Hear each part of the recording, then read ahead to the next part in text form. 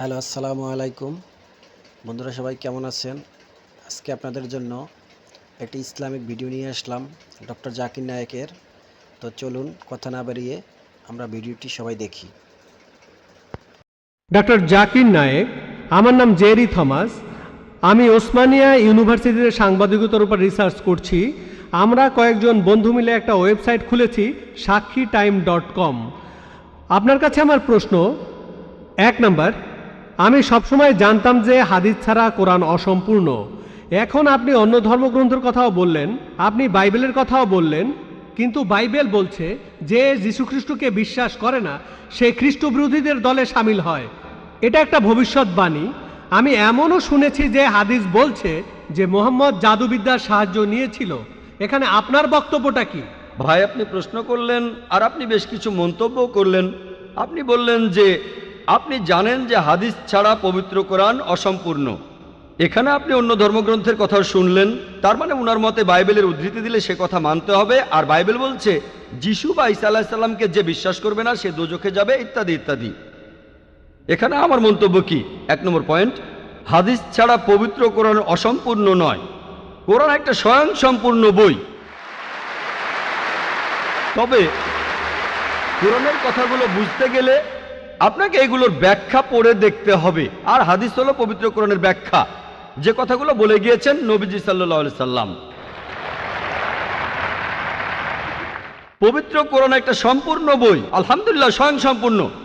তবে আপনি যদি সেগুলো আরো বিস্তারিতভাবে জানতে চান, তখন আপনি পড়বেন যে কথাগুলো বলে গিয়েছেন নবীজি মুহাম্মদ সাল্লাল্লাহু আলাইহি সাল্লাম। আমরা বলি সহিহ হাদিস। একটা কথা বলি, অন্যান্য ধর্মগ্রন্থের উদ্ধৃতি দিয়েছি, তার মানে এই না আমি মানি যে অন্যান্য ধর্মগ্রন্থ আল্লাহর বাণী। প্লিজ আমাকে ভুল বুঝবেন না। আমি এখানে কোরআনের কথা মতো কাজ করেছি। আল্লাহ পবিত্র কোরআনে বলেছেন, সূরা ইমরানের 64 নম্বর আয়াতে উল্লেখ করা হয়েছে, তাআলা ইলা কালিমাতিন সাওয়াইন বাইনানা ওয়া বাইনাকুম, এসো সেই কথায় যাহা আমাদের ও তোমাদের মধ্যে এক। আমি সাদৃশ্যের কথা বলছি। পবিত্র কোরআনের সূরা রাদের 38 নম্বর আয়াতে উল্লেখ করা হয়েছে, ওয়ালিকুল্লি কওমিন হাদ, প্রত্যেক যুগে আমি কিতাব নাজিল করেছি। আল্লাহ তাআলা অনেক কিতাব নাজিল করেছেন। পবিত্র কোরআনে 4টার নাম উল্লেখ করা হয়েছে, তাওরাত, জাবুর, ইনজিল এবং কোরআন। তাওরাত হলো সেই ওহী আসমানি কিতাব যেটা নাজিল হয়েছিল মুসা আলাইহিস সালামের উপর। জাবুর আরেকটা আসমানি কিতাব নাজিল হয়েছিল দাউদ আলাইহিস সালামের উপর। ইনজিল হলো সেই আসমানি কিতাব যেটা নাজিল হয়েছিল ঈসা আলাইহিস সালামের উপর। আর কোরআন হলো সর্বশেষ ও চূড়ান্ত আসমানি কিতাব, নাজিল হয়েছিল সর্বশেষ ও চূড়ান্ত নবী মুহাম্মদ সাল্লাল্লাহু আলাইহি সাল্লামের উপর। এখন আগের সবগুলো আসমানি কিতাব এসেছিল নির্দিষ্ট সম্প্রদায়ের মানুষের জন্য, আর সেই কিতাবের নির্দেশগুলো ছিল একটা নির্দিষ্ট সময়ের জন্য। তাই আল্লাহ তাআলা চাননি যে এই কিতাবগুলো অবিকৃত অবস্থায় থাকুক। কিন্তু কোরআন হলো সর্বশেষ আসমানি কিতাব। আল্লাহ কোরআনে বলেছেন, সূরা হিজরের 9 নম্বর আয়াতে উল্লেখ করা হয়েছে, আমি কোরআন অবতীর্ণ করেছি আর আমি সংরক্ষণ করে রাখব। কোরআন হলো একমাত্র ধর্মীয় গ্রন্থ পুরো পৃথিবীর মধ্যে যেটা এখনো অবিকৃত অবস্থায় আছে। শুধু আমি বলছি না, ধর্মের উপরে বিভিন্ন বিশেষজ্ঞরা বলছেন। তাদের একজন উইলিয়াম মুর, তিনি ইসলামের বিরুদ্ধে তীব্র সমালোচনা করতেন। তিনি খ্রিস্টান ছিলেন। 200 বছর আগে তিনি বলেছিলেন, আর কোনো ধর্মীয় গ্রন্থ নেই যেটা এখনো অবিকৃত অবস্থায় আছে 1200 বছরের বেশি সময় ধরে। এখন বললে 1400 বছরেরও বেশি। এই কোরআনের মতো তিনি খ্রিস্টান ছিলেন, ইসলাম ধর্মের তীব্র সমালোচক ছিলেন। তিনি সত্যি কথাটা স্বীকার করেছেন, কোরআন অবিকৃত অবস্থায় আছে।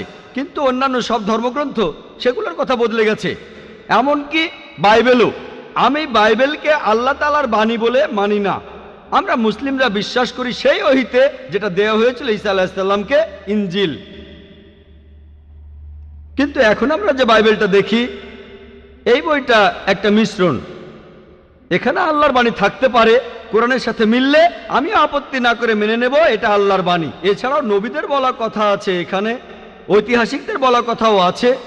দুঃখের সাথে জানাচ্ছি, বাইবেলে পর্নোগ্রাফিও আছে। আমি উদ্ধৃতি দিতে পারবো না, আমি পারবো না।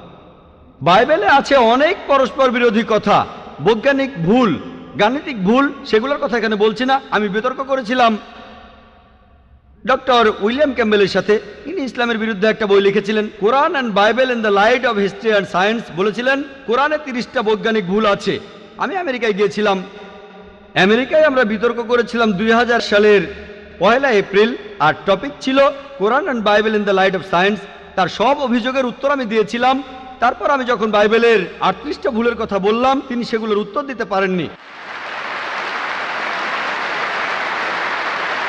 পবিত্র কোরআনের সূরা বাকারার 79 নম্বর আয়াতে উল্লেখ করা হয়েছে, فويل للذين يكتبون الكتاب بأيديهم ثم يقولون هذا من عند الله ليشتروا به ثمنا قليلا فويل لهم مما كتبت أيديهم ويل لهم مما يكسبون। দুর্ভোগ তাদের যারা নিজ হাতে কিতাব রচনা করে আর বলে এটা আল্লাহর ওহী। সমূল্য পাওয়ার জন্য তারা এই কথা বলে, যা লিখেছে সেজন্য শাস্তি তাদের, যা উপার্জন করেছে সেজন্য শাস্তি তাদের। তাই বর্তমানের বাইবেল, হয়তো জানেন এই বাইবেল শব্দটা এটা বাইবেলের মধ্যে কোথাও নেই। এটা এসেছে গ্রিক শব্দ বিবলস থেকে, অর্থাৎ অনেক বই মিলে একটা বই। আর বিশেষজ্ঞরা এখন বলেন এই বাইবেল লিখেছে অনেকজন লেখক, আমি বলছি না, খ্রিস্টান বিশেষজ্ঞরা। তাই বর্তমানের বাইবেলকে আমি আল্লাহর বাণী বলে মনে করি না। একইভাবে যদি জিজ্ঞেস করেন আমি বেদকে আল্লাহর বাণী বলে মনে করি কিনা, বৌদ্ধ ধর্মগ্রন্থগুলোকে আল্লাহর বাণী বলে মনে করি কিনা, পার্সি ধর্মগ্রন্থগুলোকে আল্লাহর বাণী বলে মানি কিনা, আমি এখন বলবো হতে পারে আল্লাহর বাণী, নাও হতে পারে আল্লাহর বাণী। আল্লাহ সুবহানাহু ওয়া তাআলা অনেক ওহী নাজিল করেছেন, অনেক কিতাব, কোরআনে 4টার নাম উল্লেখ আছে, তবে এছাড়াও আছে যেমন সুফে ইব্রাহিম, এরকম অনেক আছে। আমি এখানে বলবো হতে পারে হিন্দু ধর্মগ্রন্থ হতে পারে আল্লাহর বাণী, হতে পারে বৌদ্ধ ধর্মগ্রন্থ, সেগুলো আল্লাহর বাণী। তারপর পার্সি ধর্মগ্রন্থ আল্লাহর বাণী হতে পারে, কিন্তু আসমানি কিতাব হলেও সেগুলো নির্দিষ্ট জাতি আর নির্দিষ্ট সময়ের জন্য। এখন আপনি মানবেন সর্বশেষ ও চূড়ান্ত কিতাব, সেটা হলো পবিত্র কোরআন। তাহলে প্রত্যেক মানুষই, হোক তার দেশ ইন্ডিয়ায়, আমেরিকাতে, কানাডায়, ইংল্যান্ডে, সিঙ্গাপুরে, সৌদি আরবে, প্রত্যেক মানুষই সর্বশেষ ও চূড়ান্ত ওহী মানবে, অর্থাৎ পবিত্র কোরআন আর সর্বশেষ নবী মুহাম্মদ সাল্লাল্লাহু আলাইহি সাল্লামকে মেনে চলবে। আমি বলছি না যে হিন্দু ধর্মগ্রন্থগুলো আল্লাহর বাণী, আর আল্লাহর বাণী হলেও সেটা নির্দিষ্ট সময়ে নির্দিষ্ট জাতির জন্য ছিল। হিন্দু বিশেষজ্ঞরাও বলেন তাদের ধর্মগ্রন্থ পরিবর্তন হয়েছে, বৌদ্ধ বিশেষজ্ঞরাও বলেন তাদের ধর্মগ্রন্থ পরিবর্তন করা হয়েছে। প্রত্যেক ধর্মের বিশেষজ্ঞরাই, শুধু ইসলাম বাদে সবাই বলে যে তাদের ধর্মগ্রন্থে পরবর্তীতে কথা বদলানো হয়েছে, পরিবর্তন করা হয়েছে। তবে আমি যদি এখানে তর্কের খাতিরে মেনেও নেই এটা আল্লাহ তাআলার বাণী, যদি এমনটা হয় আর সেই ধর্মের অনুসারীরা তারা মানে এটা আল্লাহ তাআলার বাণী, তাহলে সেই ধর্মগ্রন্থ তাদের অক্ষরে অক্ষরে মানা উচিত। বৌদ্ধরা যদি মানে তাদের ধর্মগ্রন্থ আল্লাহ তাআলার বাণী, হিন্দুরা যদি মানে তাদের ধর্মগ্রন্থ আল্লাহ তাআলার বাণী, খ্রিস্টানরা যদি মানে তাদের ধর্মগ্রন্থ আল্লাহ তাআলার বাণী, তাহলে আপনাদের ধর্মগ্রন্থেই বলা হয়েছে আপনাদের মেনে চলতে হবে সর্বশেষ নবীর কথা, মুহাম্মদ সাল্লাল্লাহু আলাইহি সাল্লামের কথা। আপনি তো মনে করেন এটা আল্লাহ তাআলার বাণী, আমি মনে করি হতেও পারে আবার নাও হতে পারে। আপনি মনে করেন সেটাই আল্লাহ তাআলার বাণী, তাহলে আপনি সেটার কথা মেনে চলেন। সর্বশেষ আর চূড়ান্ত নবীকেও আপনি বিশ্বাস করেন। আমি আগেও বলেছি, পবিত্র বাইবেলে গসপেল অফ জন 16 নম্বর অধ্যায়ের 12 থেকে 14 অনুচ্ছেদে আছে, ঈসা আলাইহিস সালাম বলছেন, আমি তোমাদের অনেক কথা বলতে চাই, কিন্তু তোমরা সেটা এখন বুঝতে পারবে না, কারণ যখন সত্যের আত্মা তোমাদের সামনে আসবে সে তোমাদের সত্যের পথে নিয়ে যাবে। সে তার নিজের কথা বলবে না, যা শুনবে সে কথাগুলোই বলবে। সে তোমাদের ভবিষ্যতের কথা বলবে, আমাকে মহিমান্বিত করবে। এ মানুষটা কে? মুহাম্মদ সাল্লাল্লাহু আলাইহি সাল্লাম। মুহাম্মদ সাল্লাল্লাহু আলাইহি সাল্লাম বাদে আর কোন নবী ঈসা আলাইহিস সালামকে কি মহিমান্বিত করেছেন? ঠিকই বলেছেন আপনি, যে ঈসা আলাইহিস সালামকে অস্বীকার করবে সে নরকে যাবে। আপনি বললেন এই কথা, আমি আপনার সঙ্গে একমত। সেই মুসলিম আসলে মুসলিম না যে ঈসা আলাইহিস সালামকে বিশ্বাস করে না। আমরা এখানে বলি আলাইহিস সালাম, আপনি শুধু বললেন যিশু। আমি পারি না, আমাকে বলতেই হবে আলাইহিস সালাম যদি ইসলামের প্রতিনিধিত্ব করি। যদি আমি এই আলাইহিস সালাম শব্দটা না বলি আমাকে বের করে দেওয়া হবে। অনভিজ্ঞ লোক এটা করতে পারে, আমাকে বলতেই হবে আলাইহিস সালাম। তাহলে সেই মুসলিম আসলে মুসলিম না যে ঈসা আলাইহিস সালামকে বিশ্বাস করে না। আমরা মানি যে ঈসা আলাইহিস সালাম হচ্ছেন আল্লাহ সুবহানাহু ওয়া তাআলার প্রেরিত রাসূল। বিশ্বাস করি তিনি অলৌকিকভাবে জন্মেছিলেন, কোনো পুরুষের হস্তক্ষেপ ছাড়াই, যেটা অনেক আধুনিক খ্রিস্টানি বিশ্বাস করে না। আমরা মানি যে তিনি আল্লাহর আদেশে মৃত মানুষকে জীবিত করেছিলেন। আমরা মানি যে তিনি আল্লাহর আদেশে জন্মান্ধর কুষ্ঠরোগীদের সুস্থ করেছিলেন। মুসলিম আর খ্রিস্টানরা এখানে এক। তবে আমি জানি আপনি কি বোঝাচ্ছেন। আপনি যখন বললেন যীশু খ্রিস্টকে বিশ্বাস করা, তার মানে কি বুঝিয়েছেন? যে তিনি ঈশ্বর, তাই না? ওনার মাইক্রোফোনটা অন করেন। যিশুকে বিশ্বাস করা বলতে কি বোঝাচ্ছেন? নবী হিসাবে বিশ্বাস করা? যিশুর এই কথাটা বিশ্বাস করি, আমি সত্য আর জীবনের একমাত্র পথ। এ কথার মানে কি? এর মানে যীশু খ্রিস্ট হলেন ঈশ্বর। ভাই এবারে বাইবেলের উদ্ধৃতি দিলেন, জনে আছে এই কথাটা। আমি আপনাকে রেফারেন্সটা বলছি, রেফারেন্সটা আমি বলছি, সমস্যা নেই। রেফারেন্সটা কি? জনের 14 নম্বর অধ্যায় আপনিই বললেন। অনুচ্ছেদ? আমাকে বাইবেল দেখে বলতে হবে। জনের 14 অধ্যায়ের 16 অনুচ্ছেদ, ঠিক 16 আছে? নম্বর না, 6 নম্বর অনুচ্ছেদ, 16 নম্বর না। সরি মিস্টার নায়েক, আমাকে বাইবেল শেখানো লাগবে না। আমরা আপনার ভুল ব্যাখ্যাগুলো শুনে আমাদের ওয়েবসাইটে সে তার উত্তর দেব। ভালো কথা ভাই, আপনি উদ্ধৃতি দিচ্ছেন, আপনার ব্যাগে তো বাইবেল আছে তাই না? ব্যাগ থেকে বাইবেলটা বের করে দেখেন, এটা গসপেল অফ জনের 14 নম্বর অধ্যায় 6 নম্বর অনুচ্ছেদ, 16 নম্বর না।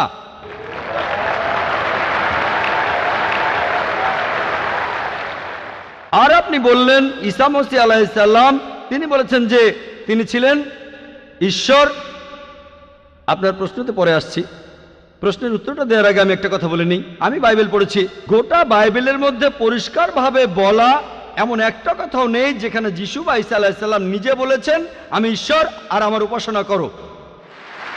যদি কোনো খ্রিস্টান আমাকে দেখাতে পারেন গোটা বাইবেলের মধ্যে পরিষ্কারভাবে বলা মাত্র একটি কথা যে ঈসা আলাইহিস সালাম নিজেই বলেছেন যে আমি ঈশ্বর আর আমার উপাসনা করো, তাহলে আমি ডক্টর জাকির নায়েক আজকেই খ্রিস্টান ধর্ম গ্রহণ করব। আমি অন্য মুসলিম ভাইদের পক্ষ থেকে এই কথা বলছি না, আমি আমার মাথাটা তরবারির তলে রাখছি। আমি বিভিন্ন ধর্মের উপর একজন ছাত্র। আপনি বাইবেল পড়েছেন আর আমিও পড়েছি বাইবেল। আপনি বললেন যে আপনাকে বাইবেল শেখানো লাগবে না। ঈসা আলাইহিস সালাম এই কথা নিজেই বলেছেন, সত্যকে খোঁজো, সত্যই তোমাকে মুক্ত করবে। ইনশাল্লাহ আজকে আপনি সত্য দেখবেন আর ইনশাল্লাহ সত্য আপনাকে মুক্ত করবে। আমি কথাটা আবার বলছি, গোটা বাইবেলে পরিষ্কারভাবে বলা এমন একটা কথাও নেই যেখানে যিশু বা ঈসা আলাইহিস সালাম নিজেই বলেছেন আমি ঈশ্বর আর আমার উপাসনা করো। আপনারা যদি বাইবেল পড়েন, ঈসা আলাইহিস সালাম তার নিজের মুখেই বলেছেন, এটা আছে গসপেল অফ জন 14 নম্বর অধ্যায়ের 28 অনুচ্ছেদে, বলেছেন আমার পিতা আমার চাইতে মহান। গসপেল অফ জন 10 নম্বর অধ্যায়ের 29 অনুচ্ছেদ, আমার পিতা সবার চাইতে মহান। গসপেল অফ ম্যাথিউ 12 নম্বর অধ্যায়ের 28 অনুচ্ছেদ, আমি ঈশ্বরের আত্মার সাহায্যে শয়তানকে তাড়িয়ে দেই। গসপেল অফ লুক 11 নম্বর অধ্যায়ের 20 অনুচ্ছেদ, আমি ঈশ্বরের আঙ্গুলের সাহায্যে শয়তানকে তাড়িয়ে দেই। গসপেল অফ জন 5 নম্বর অধ্যায়ের 30 অনুচ্ছেদ, আমি আমার নিজের থেকে কিছুই করতে পারি না, আমি এখানে বিচার করি আর আমার বিচার সঠিক, কারণ আমি আমার ইচ্ছায় কাজ করি না, আমার পিতার ইচ্ছায় কাজ করি। যদি কেউ বলে সে আল্লাহর ইচ্ছা মতো কাজ করে, সে একজন মুসলিম। ঈসা আলাইহিস সালাম একজন মুসলিম, তিনি নিজেকে ঈশ্বর বলেননি। বুক অব অ্যাক্টসে পরিষ্কার বলা আছে 2 নম্বর অধ্যায়ের 22 অনুচ্ছেদ, বলা হয়েছে হে ইসরায়েলের সন্তানেরা একথা শোনো, নাজারেত শহরের যিশু ঈশ্বর প্রেরিত একজন পুরুষ তোমাদের মাঝে, সে অনেক অলৌকিক কাজ করবে, সেগুলো তাকে ঈশ্বর করাবেন, তোমরা তার সাক্ষী থাকবে। ঈশ্বর প্রেরিত একজন পুরুষ তোমাদের মাঝে, সে অনেক অলৌকিক কাজ করে দেখাবে, ঈশ্বর তাকে দিয়ে করাবেন আর তোমরা তার সাক্ষী থাকবে। তাই বাইবেল স্পষ্ট করে বলছে যে ঈসা আলাইহিস সালাম ছিলেন একজন মানুষ, তিনি আল্লাহ তাআলার প্রেরিত একজন রাসূল, কিন্তু আল্লাহ নন। গোটা বাইবেলের মধ্যে পরিষ্কারভাবে এমন একটা কথাও নেই যেখানে ঈসা আলাইহিস সালাম নিজেই বলেছেন যে আমি ঈশ্বর, আমার উপাসনা করো। আপনি একটা উদ্ধৃতি দিয়ে সেটা প্রমাণ করতে চাইলেন যে গসপেল অফ জন 14 নম্বর অধ্যায়ের 6 অনুচ্ছেদে বলা হয়েছে যিশু বা ঈসা আলাইহিস সালাম নিজেই বলেছেন আমি সত্য আর জীবনের একমাত্র পথ, আমাকে ছাড়া আমার পিতার কাছে কেউ যেতে পারবে না। এখানে প্রসঙ্গ ছাড়া উদ্ধৃতি দিচ্ছেন। লোকজন পবিত্র কোরআনের আয়াত নিয়ে প্রসঙ্গ ছাড়া উদ্ধৃতি দেয় দুর্নাম করতে। একইভাবে খ্রিস্টান মিশনারিরা বাইবেলের প্রসঙ্গ ছাড়া উদ্ধৃতি দেয়। আপনাকে একটা সত্য কথা বলি, আপনার বাইবেলটা খোলেন, যদি সন্দেহ থাকে বাইবেলটা খোলেন, প্রসঙ্গ জানতে 1 নম্বর অনুচ্ছেদটা পড়েন। গসপেল অফ জন 14 নম্বর অধ্যায়ের 1 অনুচ্ছেদ বলছে যে তোমরা ভয় পাচ্ছ কেন? যিশু বা ঈসা আলাইহিস সালাম বলছেন যদি তোমরা ঈশ্বরকে বিশ্বাস করো তাহলে আমাকে বিশ্বাস করো। আমার পিতার রাজ্যে অনেক প্রাসাদ আছে, আমি সেখানে গিয়ে তোমাদের জন্য জায়গা তৈরি করব। আমি যখন যাব আমি তখন বলবো। শিষ্যরা বলল আপনি কোথায় যাবেন? তোমরা জানো না আমি কোথায় যাব? তারা বলল না। তখন শিষ্যরা বলল যে আমাদের পথ দেখান, আপনি যেখানে যাবেন। তখন যিশু বা ঈসা আলাইহিস সালাম বললেন আমি সত্য আর জীবনের একমাত্র পথ। শিষ্যরা তখন বলল ঈসা আলাইহিস সালামকে যে আমাদের সেই পথ দেখান। ঈসা আলাইহিস সালাম তখন বললেন আমি সত্য আর জীবনের একমাত্র পথ, আমাকে ছাড়া আমার পিতার কাছে কেউ যেতে পারবে না। আমরা মানি যে নবীগণ যখন এসেছিলেন প্রত্যেক নবী ছিলেন সত্য আর জীবনের দেখানো পথ, সেই নবীদের ছাড়া কোনো মানুষই আল্লাহর কাছে যেতে পারতো না।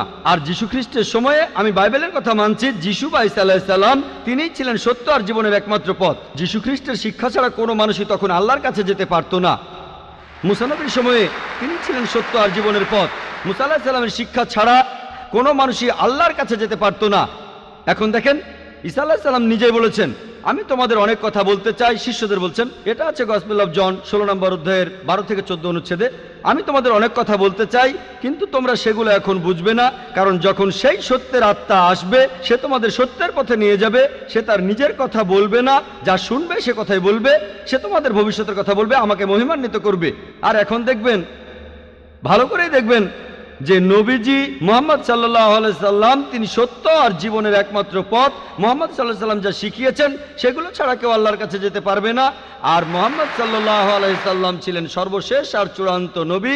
এখনকার দিনে দেখবেন, হোক সেই লোক বাস করছে আমেরিকায়, কানাডায়, ইংল্যান্ডে, ইন্ডিয়ায়, সৌদি আরবে, পৃথিবীর যেখানেই থাকুক, এখনকার দিনে সবার জন্য মুহাম্মদ সাল্লাল্লাহু আলাইহি সাল্লাম তিনি হলেন পথ, সত্য আর জীবনের। মুহাম্মদ সাল্লাল্লাহু আলাইহি সাল্লাম যা শিখিয়েছেন সেগুলো ছাড়া কেউ আল্লাহর কাছে যেতে পারবে না। আর প্রায় সব ধর্মগ্রন্থ এরকম কথা বলছে, এমনকি বাইবেলও। আশা করি আপনি সত্যটা জানতে পেরেছেন, আর ইনশাআল্লাহ আপনি সত্যের কাছে এসেছেন। সত্য আপনাকে মুক্ত করবে।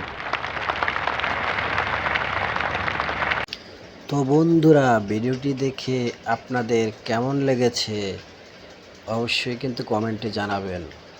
আর এরকমের ভিডিও পেতে সবসময় আমার পেজে বা প্রোফাইলে ফলো দিয়ে পাশে থাকুন। ধন্যবাদ সবাইকে।